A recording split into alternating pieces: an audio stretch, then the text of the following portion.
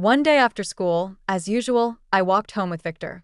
As we turned a corner, several burly men suddenly appeared ahead, holding black cloth bags and walking toward us. Seeing they meant trouble, Victor tightly grabbed my hand and pulled me back to run. But men emerged from behind us as well, clearly part of the same group.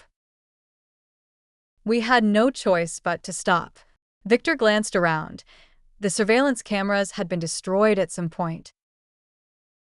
Victor pushed me aside, clenched his fists, and began fighting with the men. Outnumbered, Victor was at a disadvantage, but he still managed to make them suffer. The leader of the group, a man with a scarred face, saw that Victor was tough to handle and spat. The surveillance cameras had been destroyed at some point without anyone noticing. Victor pushed me aside, clenched his fists, and began brawling with the group. Though outnumbered and at a disadvantage, he still managed to make them suffer.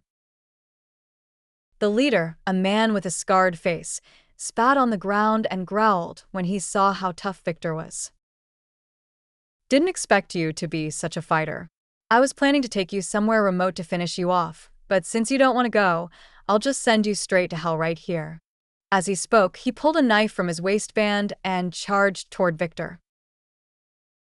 Victor refused to back down, but he was overwhelmed by the numbers. His right arm was slashed open, leaving a deep gash. The scarred man's underlings, now bloodthirsty, noticed me leaning against the wall and swung a wooden club toward me. I couldn't dodge in time and quickly raised my arms to protect my head. But the expected pain never came. I opened my eyes to see Victor standing in front of me, the wooden club gripped tightly in his hand. Just as I was about to feel relieved, Victor shuddered, blood trickling from the corner of his mouth. He collapsed forward into my arms, and behind him, the scarred man pulled out his knife, wearing a sinister grin. Victor had been stabbed. A large amount of blood gushed from the wound on his back, staining my school uniform crimson. His face was deathly pale, his lips devoid of color. I stared at him blankly, unaware that a tear had slipped from the corner of my eye. He raised a hand to wipe it away and smiled at me.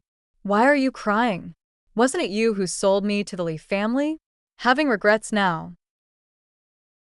Yes. Why was I crying? This was the day I had longed for the most. I had planned for so long, and now it had finally come true. I should have been happy. But seeing Victor like this, why did my heart ache faintly? I shouldn't be like this. A mad person shouldn't be like this. That's right, I am the mad one. My obedience to Victor, my submission to Vivian, it was all an act, all for the sake of achieving today's goal, making Victor disappear from my life. The shadow of Victor killing Snowy 6 years ago had lingered until now, and the things he did to me afterward filled me with utter loathing. If only Victor were dead. This thought had haunted my mind, relentless and inescapable. But accomplishing this on my own was nearly impossible. I needed an ally. Someone with power and influence, strong enough to stand against the Victor family. I searched desperately until, on an utterly ordinary afternoon, I finally found one. On a sweltering noon, as the day's duty student, I went to dump trash at the landfill behind the teaching building. By chance, I witnessed the gentle and lovely school belle, Vivian, bullying a classmate. She ordered her follower. I witnessed the gentle and lovely school belle, Vivian, bullying a classmate. She ordered her followers to tear the girl's clothes while she stood by, recording the scene. She looked utterly wicked. It was common knowledge at school that Vivian was a rich second-generation heiress. Her family ran a logistics company, and her father was a somewhat prominent figure in Dongming City. Those in the logistics business often had ties to the underworld before making their fortune. The corner of my lips curled upward. This was exactly the ally I needed. And so, on another uneventful noon, I quietly set my plan in motion. As usual, I went to dump the trash, but as I passed by Vivian, I pretended to trip, scattering garbage all over her. She didn't disappoint. She flew into a rage immediately, grabbing me by the collar and hurling curses at me. She stepped on my skirt, forcing me to clean her shoes. I pretended to have no choice and obediently did as she demanded. My timid personality pleased her greatly. A low-profile, weak-willed kid like me was the perfect target for bullying. I seamlessly became her new plaything. She was overjoyed watching me struggle to endure without daring to fight back. Running errands, cleaning shoes, having cigarette butts thrown at me, I couldn't help but think to myself that her bullying methods were too amateurish. After all my preparations, what I endured was barely a fraction of what I had suffered at Victor's hands. When Vivian grew bored and became dissatisfied with merely tormenting me physically, my plan advanced further. She noticed my unusual behavior toward Victor. Unaware of our true relationship, she naturally assumed I had a crush on him, that I was pursuing him. So she set her sights on Victor, or perhaps she had already been interested in him. She planned to mock my failure by easily winning Victor over, and she launched an aggressive pursuit of him. But Victor wasn't someone she could easily obtain. He was a dangerous explosive, ready to detonate at any moment. A week later, he made his move. He chopped off one of Vivian's little fingers. Vivian's mother stormed into the school, vowing to make the perpetrator pay with blood.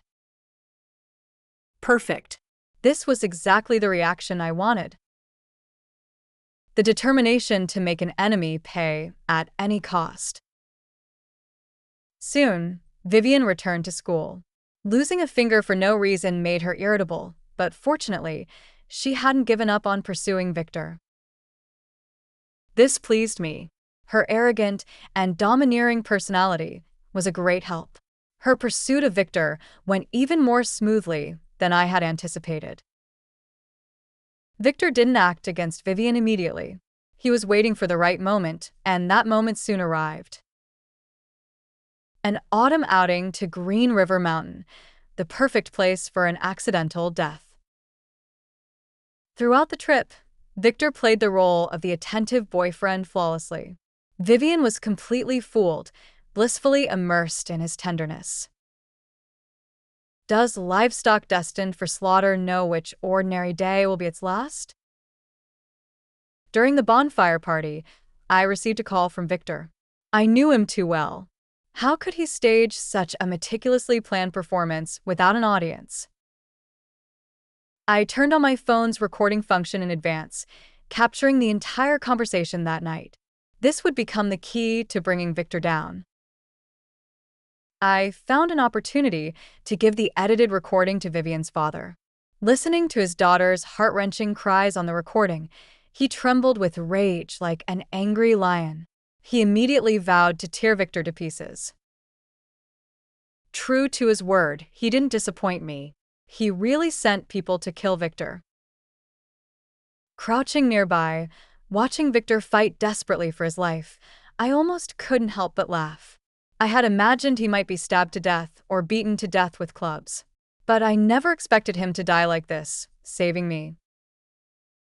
Now, looking at Victor, whose breath was growing faint, an indescribable emotion welled up inside me. Was it relief? Or reluctance?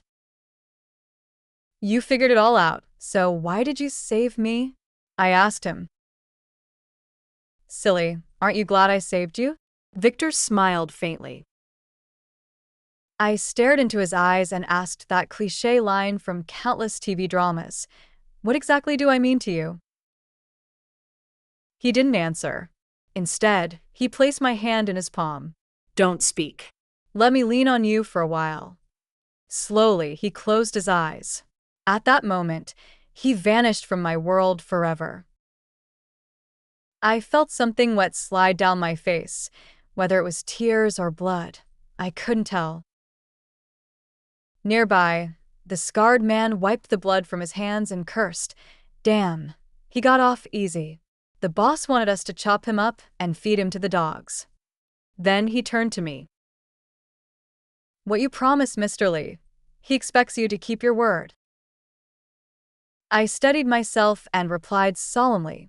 Tell him not to worry. In 5 years, 25% of Mingyuan Group's shares will be his. The group got into their cars and drove away, leaving me alone, holding Victor's cold body. I picked up a wooden stick nearby and swung it hard against my own right leg.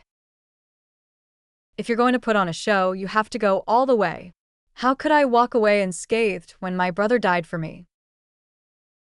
At the police station, I hugged my parents tightly, sobbing uncontrollably. It was to protect me that my brother was killed by those thugs. It's all my fault. I caused my brother's death. Dad hit me, let me die in his place. I began pounding myself fiercely, but my father quickly grabbed my hands, patting my back with heartache. Silly child, you're not to blame. Fiercely, but my father quickly grabbed my hands, patting my back with heartache. Silly child, you're the only child I have left. How could I bear to hit you? You must live well for your brother. The company and the family legacy are waiting for you to inherit. I took a deep breath. I was finally the sole heir of the family.